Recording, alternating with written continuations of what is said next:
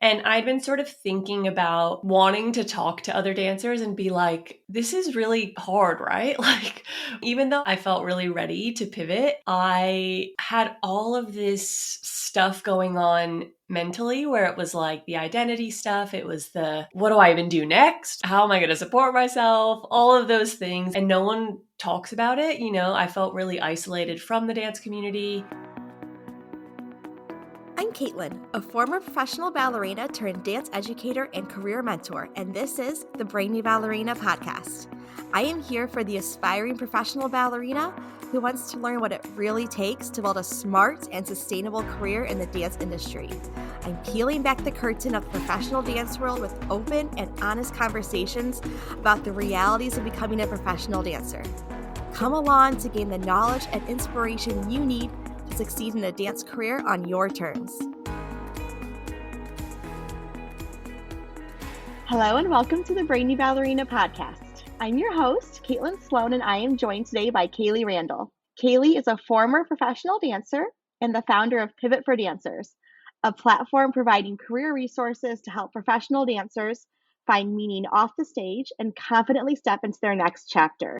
Kaylee, I want to get all into this idea of transitioning off the stage and everything that you do, but I would love to just start by hearing a little bit about your professional career. I know you spent nearly a decade dancing professionally at theme parks, cruise ships in Las Vegas. So can you tell us a little bit about some of the highlights of your dance career? Yeah. Well, hi, Caitlin. Thank you so Hi. much for having me. Yeah. So I started my dance career in Orlando. So that's where the theme park sort of happened. I went to the University of Central Florida. So it was kind of a good part time job to step into. So I started part time at Universal and eventually went full time, dance captain, the whole thing. Went on to cruise ships with Royal Caribbean, ended my career in Vegas. So I guess some of the highlights, when I think about it, it's always really about the people. So the casts that I was part of, you get obviously really close to your cast. And when I look back, those are a lot of the memories that I really carry with me is the people that you meet and get to dance with. And it's such a special connection. But I will also say that the shows that I did with Royal Caribbean were some of the highlights. I got to do a ballroom show, which was really fun but challenging. I remember the rehearsals for that were like, whoa, this is very difficult. Partnering and counting differently and all that stuff. But yeah, the shows were really technical, really challenging. And I would say that that's a highlight as well as traveling and all that fun stuff. Where's the coolest place that you travel to? Well, I only did the Caribbean. So I only did 2 contracts. So I wish I would have been able to do maybe a European contract or an Asian contract. There's some really cool ones, but I really loved Aruba. Like, you can't really go wrong, We Yeah. were on the beach during the day, dancing at night. It was a pretty sweet deal. It's hard to live on a ship for that long, I will say. But, looking back, it was some of the best times of my life for sure. What eventually inspired you to pivot and move to Australia? Yeah, so I live in Australia now. I'm originally from Florida. I met my boyfriend, now fiance, on cruise ships. So, and he's from Brisbane, Australia. So we got together on ships and I was like wanting to quote unquote settle down, I guess, or at least think about it, like allow that to be a possibility. But I was like, oh, I'm not quite done dancing. So I still had this idea of going to Vegas and doing kind of the showgirl thing or, dancing in one of the Cirque shows. I had a few friends and like my cousins live out there. So I wanted to give that a try. So I went out to Vegas after I did cruise ships and didn't love it, to be honest. I loved the show, but I was just burnt out at that point. I remember my feet just really hurt. I could barely walk. We're dancing in heels. I'm sure with like point shoes. It's like the worst possible shoes to dance in. That's what we dance in professionally. So yeah, like my body was just really hurting. I was in a long distance relationship then where I was like, I'd kind of rather be doing that, like doing I don't know, it was like dreamier to be in a tiny apartment with this person versus trying to just add things to my resume. So it got to a point where I was like, what do I really want now? If I look into my future, do I want my future to be here at this show, doing the same show over and over? Because again, different from ballet, it's not like you're doing different shows throughout the season and year after year, you're kind of doing different shows. Like maybe you're doing Nutcracker every year, but generally each season is different. With commercial work, it's the same show, you know? At least that would have been the case in Vegas. I would be doing the exact same show every single night. And I'm just like, I get it. Like, I get what this is. And it felt more like living the dream, so to speak, to do the other thing that I hadn't done, which was settle down and like build a home and that kind of thing. So that's a long-winded answer. It was very complicated, but yeah, that's sort of what the things I was thinking that led me to my pivot. So, what was the turning point that led you to found Pivot for Dancers? It was COVID. So I retired in 2018. And I'd been sort of thinking about wanting to talk to other dancers and be like, this is really hard, right? Like, even though I felt really ready to pivot, I had all of this stuff going on mentally where it was like the identity stuff, it was the what do I even do next? How am I going to support myself? All of those things. And no one talks about it. You know, I felt really isolated from the dance community. I was also on the other side of the world, so that didn't help per se, but it was very tumultuous where you just don't know what's going on. And I didn't really feel like I had any support. So I had been brewing on it. And then when COVID happened and no one had work, but especially dancers were just kind of like dropped in the abyss. I was like, okay, now is the time that this is really, really needed. Like it's needed anyway, but now is the time to really launch it. So I launched in 2020, pretty much right on I think it was like, yeah, March 2020, because I had the website brewing, I had these ideas brewing, and I was able to just launch when dancers really needed it. How do you feel like your experiences and what you went through when you were retiring shape its mission? I know you mentioned like it was really hard and no one's talking about it. What were the specific things that you experienced in that time? Kind of all the things, you know, I feel like we all go through it separately, but the same sort of things. So it actually started off when I first was like, okay, I need a break. Again, like I said, I was really burnt out and sort of bitter as well. Like I do remember a bit of that bitterness and a bit of resentment sort of towards the industry where it was like, why did no one prepare me for this? Why did no one talk about this? There was so much focus on getting to the professional level and having that excellence, which I guess you kind of need that in a way. You kind of have to be a little bit, I was going to say delusional, maybe not delusional, but like you have to, A little bit.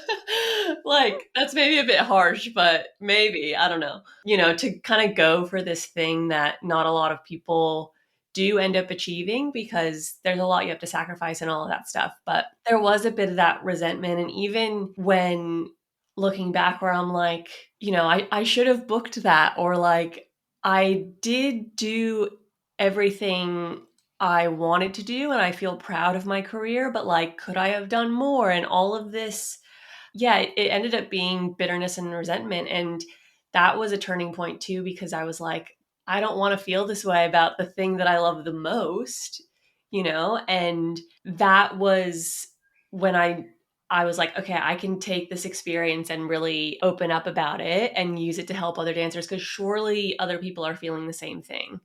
And then on top of that, it's the actual practical career change stuff that you just don't know about going into a different industry. So there's not even that many resources to help you go pro in dance, which is I feel like what you're trying to help people with, but Mm-hmm. then let alone go into something completely different that does have sort of different rules of engagement, so to speak, of how to do your resume and all of that stuff, and even what path to go down. Again, my experience, well, I actually started a blog when I was on ships because I luckily got a degree in something not in dance just because my university didn't have a dance major.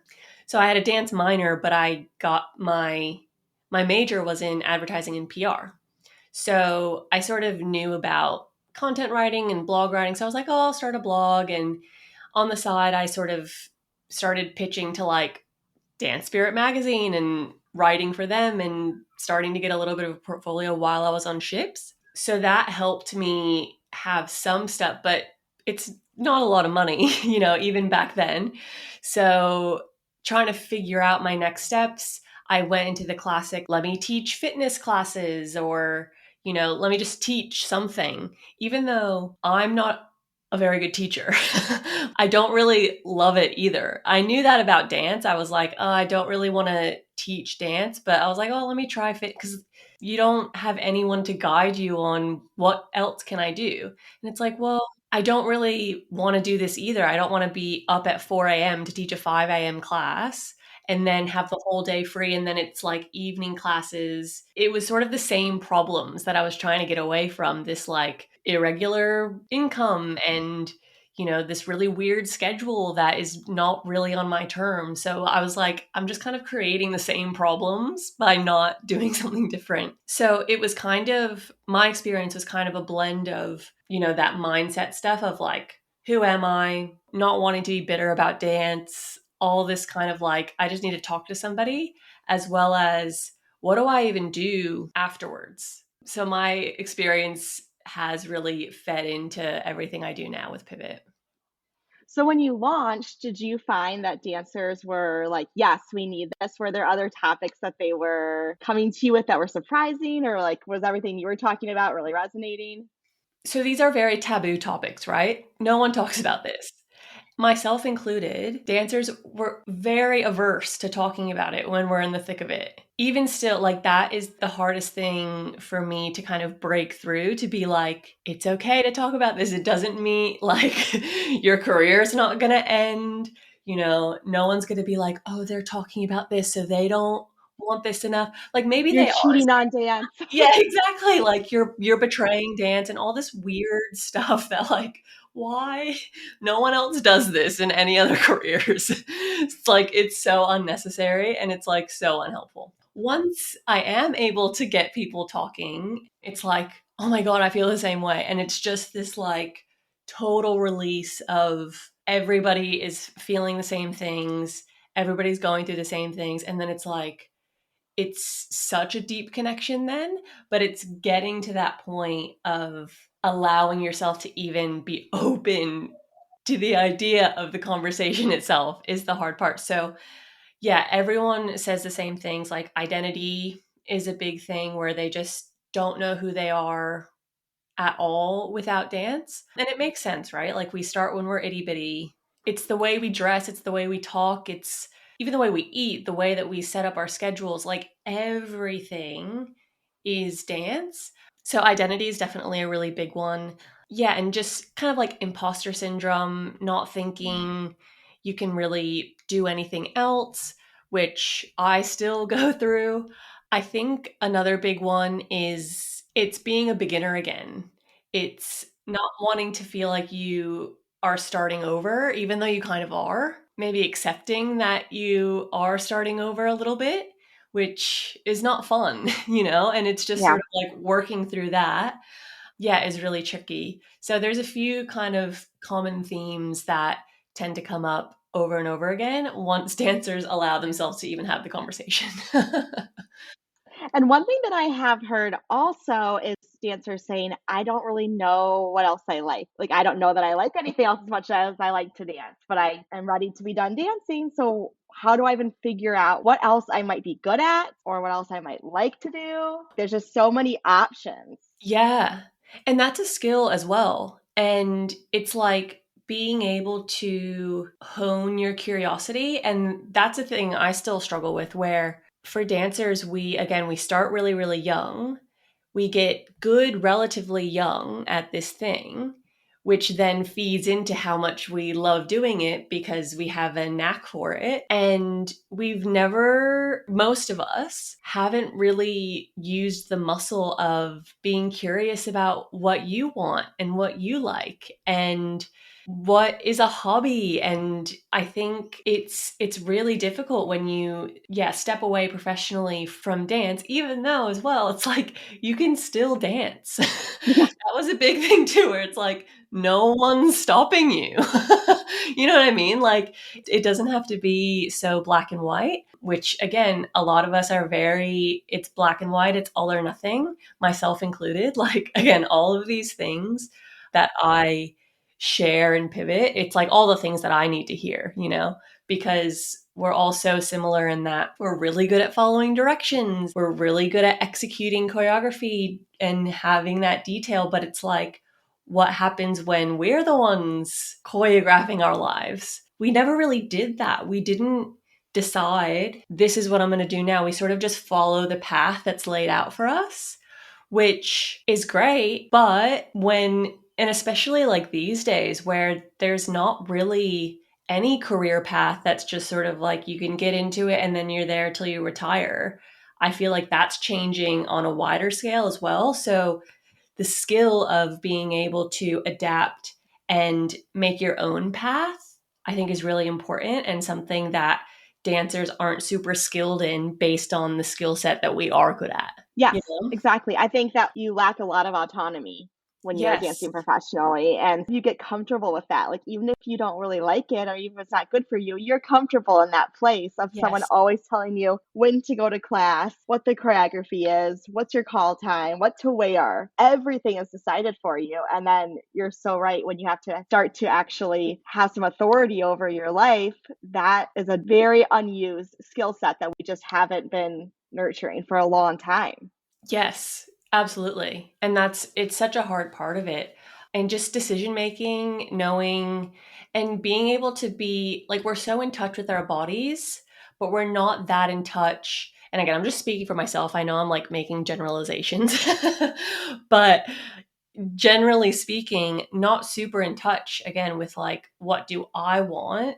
And what am I going to choose? And like being okay with that. It's sort of this external validation required, which again makes perfect sense where, we're always looking for that external validation and not always looking inwards about, do I actually think that this is the right thing to do? Or like, do I actually want to even do this? Or am I just being told that this is good or bad or whatever it is versus looking inward. I find that that's the case a lot as well.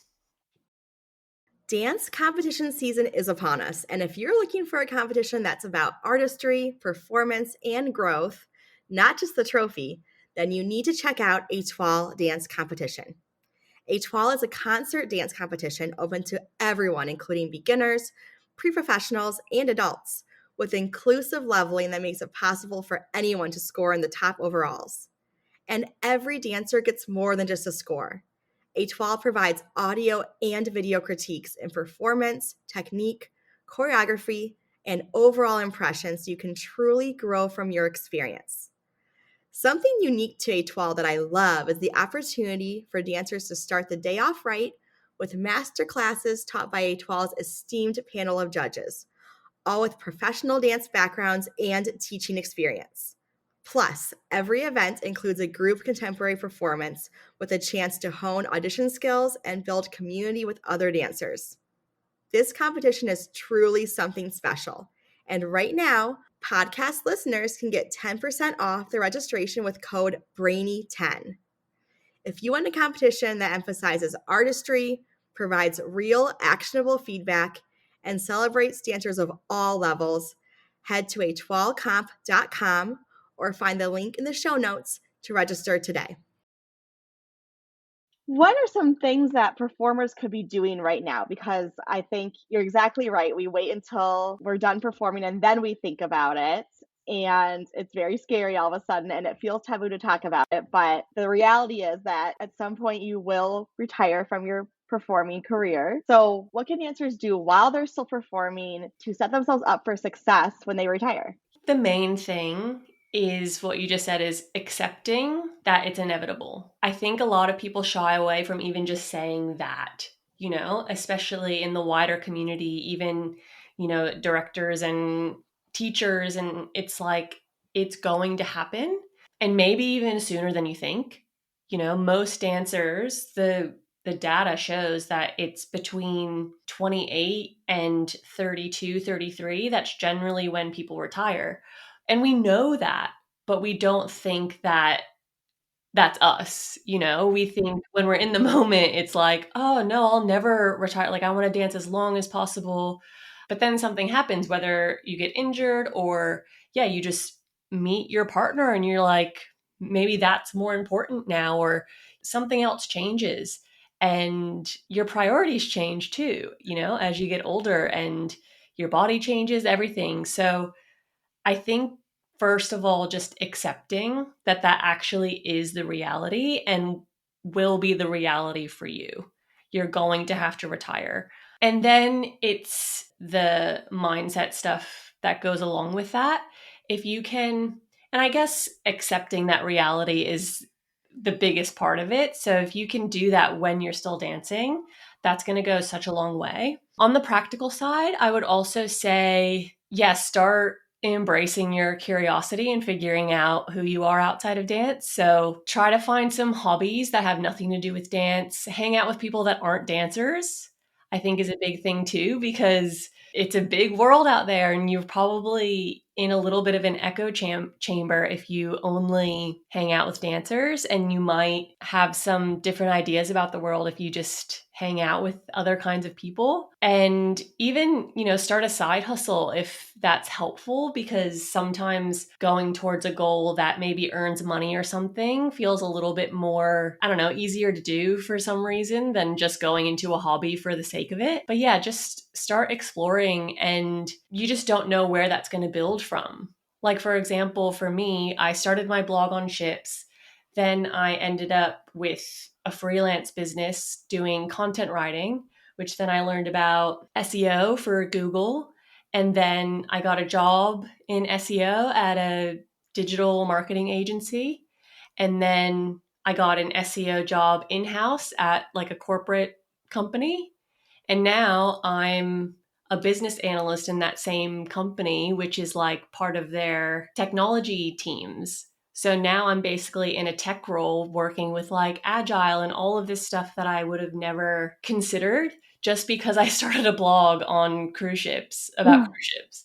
And you just don't know where it's going to lead, but you learn stuff along the way that can serve you in other things if you're open to it. So yeah, I would say acceptance on the mindset side, and then start exploring on the practical side. And you just have to dip your toes in here and there and just be open to it, and things will come of it.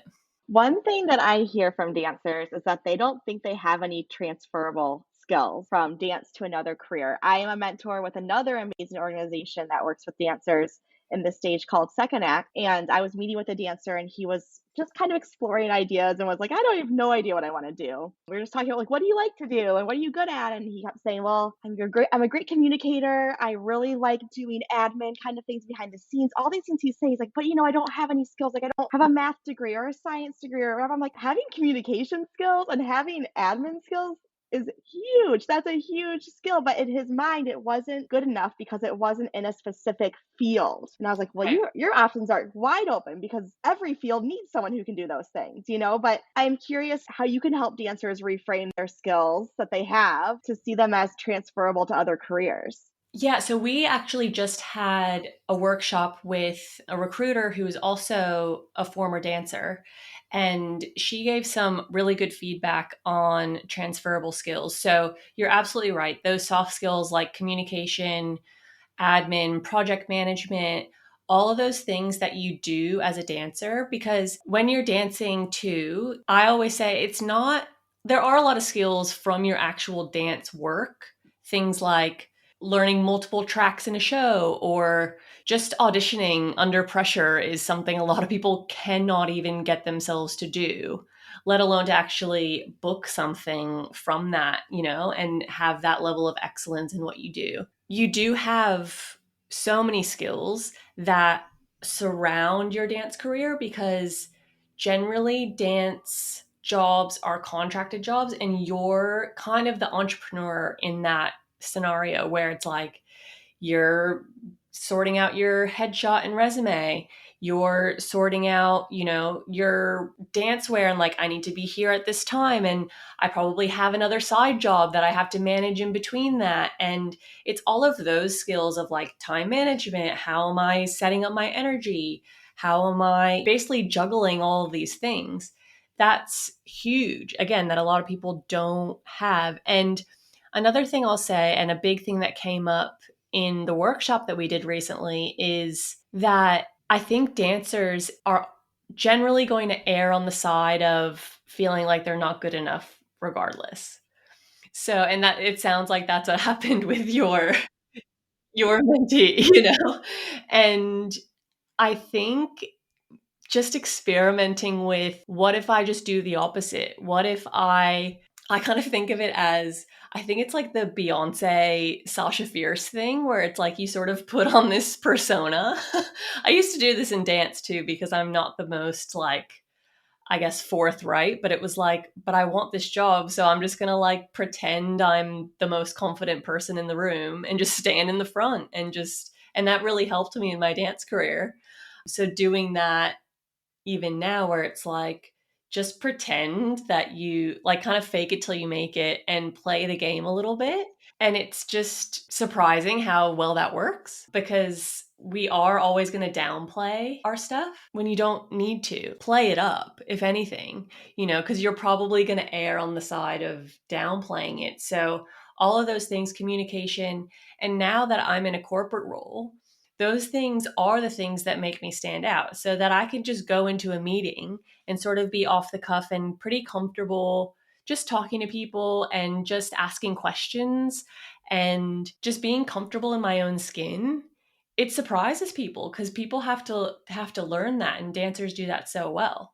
And I think even just knowing what excellence is as well, because you talk to sort of normal people, and some people are really cool and interesting and have done other things. That was surprising to me too, how many other people are like musicians or have had these whole other lives before they ended up in a corporate thing. But a lot of people, they just kind of like went to school and then got the job, and they're fine with that, and they're just living their life. But they will say to me like, how do you just do that? And I'm like, oh, I didn't realize that that was above and beyond. Just because I know what excellence feels like, and I know, like, I have the drive to want to do things well. And I think most dancers have that, again, which is why we're sort of like, nothing's ever good enough. And you have to get over that perfectionism a little bit. Those things are what make you stand out and are an advantage in other roles, apart from just the transferable skills, which are also there. But I will say, I think, it's really easy to be like, oh, yeah, you can just easily go into a different role. Like, it's going to be difficult. I think you have this imposter syndrome, but you also don't remember what it's like to be a beginner. So when you're failing at something, or when something's not going well, you're like, what's happening? You just haven't experienced that in a long time. So it's a bit of both, where it's like, no, you're going to have to do some work, and you're probably going to fail a bit, and it's probably going to feel really uncomfortable for most of it. And that doesn't mean you're on the wrong track as well. So, as much as it's like, yes, you have all these transferable skills, yes, you have all these advantages, you're still probably going to have to learn something new that you're really not good at. And that's going to feel weird. So, being ready for that as well is part of it too. It's, yeah, I'm basically trying not to make it like, oh, it's all like, you can just easily pop over into this other thing. It's like, well, you might need to take a course, and you might need to, learn a few hard skills as well. And you're probably going to do a bunch of interviews that don't go really well. But how'd you get good at dance? Like, it's the same thing. Yeah. Can you give us some really concrete examples? Like, say I'm writing my resume and I'm trying to apply for a tech job, and my background, maybe I've gotten some extra school and those kind of things, but my work background is dance, right? How can I phrase my dance experience to be appealing to someone in that industry? I generally use the job descriptions that I'm looking for and I sort of work backwards from there. So they'll kind of give you the keywords that they're looking for. And that's even a good place to start if you're maybe interested in another field that you don't really know what they need or what that even is in terms of actual hard skills. You can work backwards from there. So, say that they're looking for people who know how to use certain software like Jira, which is kind of like a Trello kind of thing, if you know what that is. It's just software, but like they'll say the types of software, you can look into that sort of software and, maybe even get a certification in it. Or like if you want to do, I don't know, Google Ads, you can learn about it on YouTube. And then in terms of translating your actual skills into a resume that'll make sense to them, it's sort of using that job description, right? So you obviously don't want to do a copy paste and like have it be verbatim what they're saying, but those are the keywords they're looking for. The other thing is being quite specific. So, using numbers and percentages. So, a concrete example would be, as a dance captain, I managed 17 dancers to perform this many shows at a 98% show quality score or something like that. Like, because there was stuff like that, or like, we had this many reblocks in a certain period of time that we handled in 15 minutes or less, or something like that. So using those very concrete numbers to try to get across the results of whatever you did, that's generally gonna translate. Again, a lot of dancers that I've seen will shy away from putting their dance experience as work experience. It's like, no, I'm of the mind, put it straight at the top. Like, it's so impressive and people are impressed by it. If you dance for a professional ballet company, that's impressive. At the very least, it's a conversation starter.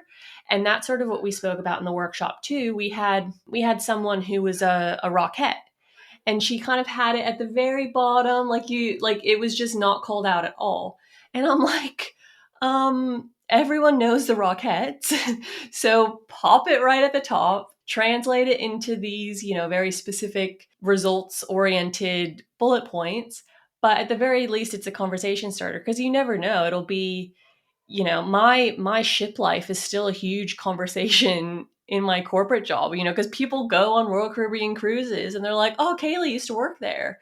And it's like kind of a joke, but it makes you memorable. And when you get into that interview phase, there's so much you can talk about. And, some people maybe won't care, but I think for the people who do, it's impressive.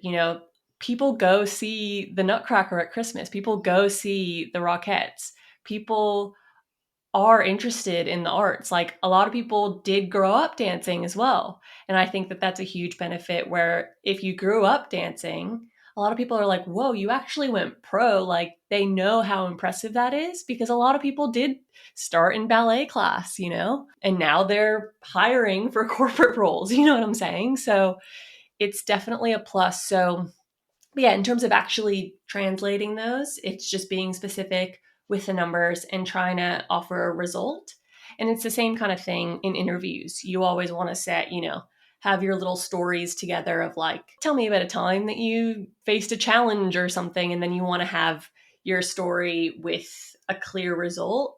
And that's a good way to just carry people along and kind of speak their language.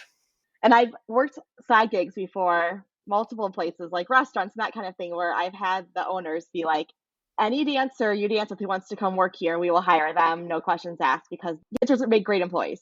like you said, like we're smart, we're fast, we're driven. We work way harder than people who haven't grown up their entire life doing this pursuit have, because we just, our level of tolerance for hard work and just our expectation of ourselves for what it means to work hard is very, very high. And we translate that, like we don't know anything else. We don't know how to not give our Yeah. 110%. 100%. And it's noticeable. I almost have to do less, like, just for my own sake. But like, I have to practice doing less because sometimes it's more of a problem that I'm doing too much, where it's like, I could potentially be stepping on people's toes, or like, it's so far the other way that it's kind of awkward. So it's like, just, I have to calm myself down and do less. So it's not about that you can't do it. It's, I would say, yeah, go the other way. Be more open, be more confident, and scream it from the rooftops that you're a dancer, because there's so many benefits. Yeah. What are some of the most surprising career paths that you have seen dancers transition into successfully? Yeah, just because I'm in the tech world, and I have heard of a few dancers who ended up going into coding and things like that. So I don't know how to code at this point, but I think I was so surprised to hear that in my early days of the transition, because for some reason, yeah, I just was not open to even the idea of like being in tech. It seems so like the antithesis of like the arts and of being creative and stuff. It seems like that. But what's surprising to me is it's actually extremely creative being in this field. And I've realized that as a dancer, I was personally so much more of a craftsman than an artist, because I'm really good at the craft of dance. I could choreograph here and there, but that wasn't what I was really good at. I was really good at taking someone else's art and translating that and executing that at a high level. And I was quite passionate about being able to communicate a story that wasn't mine. And as I've thought about it over the years, I've had to sort of accept that naturally I'm actually not that creative of a person. It's a skill to be creative.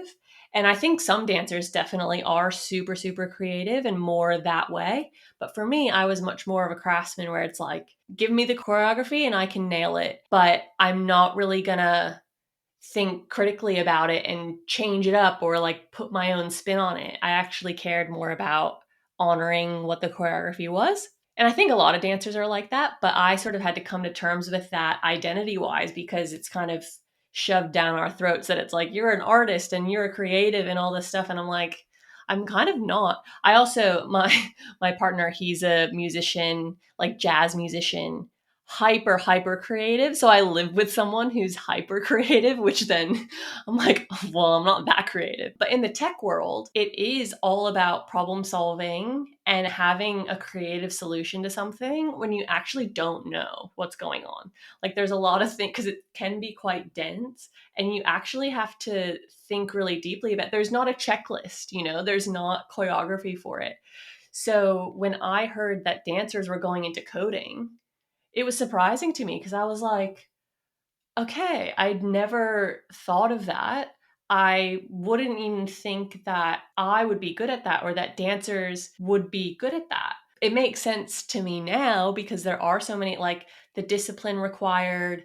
And even though you have to be really creative, the actual code has to make sense, and it's like math, it's like it has a solution there, but there's so many other skills around it where you have to be really creative. And I think those creative type dancers, plus the discipline, plus wanting an outcome, is really suited to tech roles. And realizing now that there are a lot of like admin roles around the tech world, like project managers and product owners and business analysts and all these other things, that you're not actually coding, but you're kind of solving those problems, can be really rewarding. But I just hadn't really seen it. Most people go into teaching dance or teaching fitness, or they go into choreography, or they just go into casting or something super adjacent. And I think it was so surprising to me that people were starting to go completely the other way. And again, there's nothing wrong with like going into teaching if that's what you want to do. Like, that's not the message I'm trying to promote. But if you're like me and you're like, I'm not that good of a teacher, because I think that's the thing too. Like, just being a good dancer doesn't mean you're going to be a good teacher. But I think a lot of the time it's because, maybe they don't love teaching, but they just haven't seen anything else. So yeah, I guess going into the tech world was the most surprising thing for me, and it was surprising to see other dancers do that too. Does the mere thought of audition season make your palms start to sweat? Do you feel completely overwhelmed with getting everything together on top of your regular dancing schedule? I've been there, and I totally get it. As dancers, we spend hundreds of hours honing our technique and artistry. But when it comes to figuring out how to put together a resume or what to expect in a professional audition, we're often left to figure it out ourselves. That's why I put together the Ultimate Audition Guide. This is your one-stop shop for everything you need to tackle professional company auditions with ease. No more spending hours Googling and trying to piece together a somewhat coherent audition package. With this guide, you'll be ready to conquer audition season like a true professional. We're talking resumes, headshots, dance photos, dance reels, plus info on how to find auditions, what to wear, what to expect, how to budget, mindset tips, you name it, it is in this guide. You are ready for this moment. Head to the show notes, grab your copy of the Ultimate Audition Guide, and empower yourself with the knowledge to approach audition season like a true professional. What are your thoughts on how the dance community can better support dancers while they're still performing and also in their transitional period? Yeah, that's a big one. I wish more the community in general would just talk about it more. That's what I'm trying to do. It doesn't have to be this grand shift, but just talking about it. And I know that there are some communities that are talking about it. You spoke about Second Act, and the Entertainment Community Fund does have, I think it's called Career Transition for Dancers, and that's been around a very long time. For me, that was hard because I live in Australia now, so there wasn't really a global thing where you don't have to do a session before, you don't have to be in New York or LA, and especially pre-COVID, all this virtual stuff didn't exist. So I think it's getting better now, but I think in general, just within companies talking about it. And I did listen to your episode from San Francisco Ballet. They have this program as part of the company, and I'm like, we need more of that. But even then, I think they only have like 2 dancers a season or something like that. And it's just not quite enough. So that's kind of the gap that I'm trying to fill with Pivot for Dancers, to actually give a full suite of like, here's all these resources, come have a conversation and feel less alone in the process. I actually think it's quite strange that we don't talk about it more, because it's so obvious that it's going to happen, and it's early to retire. Like, you have so much life left, and we have so many skills, and it's like, why is the only path that's shown to us this like very narrow path? But I guess again, we like it. We're comfy in the follow the path, but there's just so many more opportunities. There's so much more life to live. There's a lot to it though. Like, you don't have to stop dancing ever. Like, you actually don't. It's maybe just you want something different than the professional dance life. Whether that's, yeah, you start a business or you just start a family, maybe that becomes more important. What I like to say is, like, you kind of put down your dream job to try to build your dream life. And it just becomes bigger than your job. You don't have to love your job. Ideally, you don't hate your job either, but it's just bigger. It's wider than just dance. Yes, and that is, yeah, what you say about, finding your dream life and a job that you like, because there's that concept of the good enough job, right? Where it's like, it doesn't have to be your dream and everything and your whole identity. It's just a job that you have that makes you enough money to do the things you want to do in your life. And that's such a foreign and strange concept to us as dancers, because we literally made our dreams our job. And so to think I could have a job that pays me well and gives me benefits and PTO and do other things that I like to do, and maybe I don't love it, but I don't hate it either, it feels very, very strange and scary. Very scary. And I totally understand that. And I would never want a young dancer to be like, oh, don't do it. Like, I think still do it. That's not the message either. Because again, we think so black and white sometimes where it's like, yes, there is such thing as a good enough job, but you almost have to go through, like, I'm so glad I went through the dream job to also realize, okay, the dream job also, it's like I said at the beginning, it's like I sort of get it now. Like at some point, it's just kind of same, and it does just become a job. But there were so many good things to it as well. Like dance literally gave me the life that I have now and the reason that I want to have a big life and, a rich life that is meaningful and does, have some sort of like romanticism to it because I started as a dancer. It's all kind of in this gray area where it's like, yeah, a good enough job is so good at this stage in my life. But I wouldn't have wanted that when I was, 17, 18. And that's okay too. I think go for it. And it's something you can be so proud of. You'll learn so much. But when your priorities shift, it's okay to not make your job your everything. And you can still love dance and you can still be a dancer. It doesn't go away. I think there's a fear too of like, oh, if I stop, I'm going to like lose it all. It's like, no. I think I took a whole year off and then went back and like, yeah, you're not fully on your leg and stuff, and you can't, you kind of have to, what you used to be able to do off the cuff, it's like, okay, you have to stretch a little bit more because it's not gonna, you're gonna hurt yourself. But you can still do it. And it still feels like home. It's still in your body, it's still in you.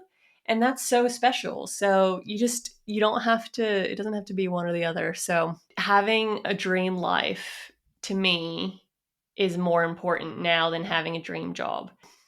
And I feel like I'm at the place in my career where I've created a second dream job for myself, which like, but I was able to take everything that I loved about my dance career and then the things that no longer were working for me. Like I need more autonomy now with kids and more time freedom. Like I'm still incredibly busy, but I'm flexible with my job. So it's not like I'm at the studio 9 to 5 every single day and then teaching after that for the rest of the night. Like I couldn't do that now and never see my children. So for me, I feel like very lucky that I've been able to think critically about like, okay, these are the things that I want to have that would make my life my dream life and then be able to build a job around it. But I also have a lot of privilege because my job does not support my family completely. Like this is not our primary source of income.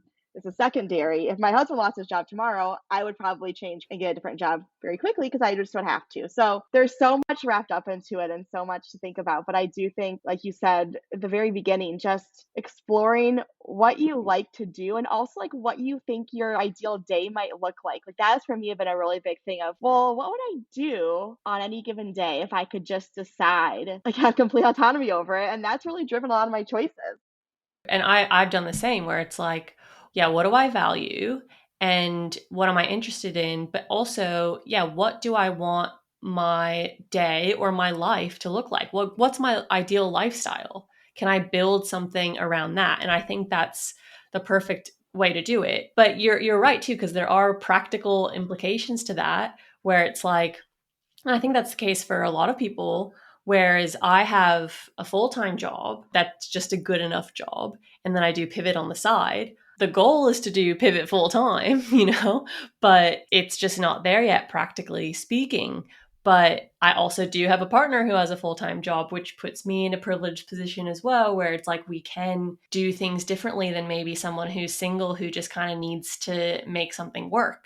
But that's also okay, you know what I mean? And like you said, if your husband lost his job, you would just get a job because you just have to do what you've got to do. Ideally, you don't hate what you're doing, but to know that you can, I think, is a really powerful thing.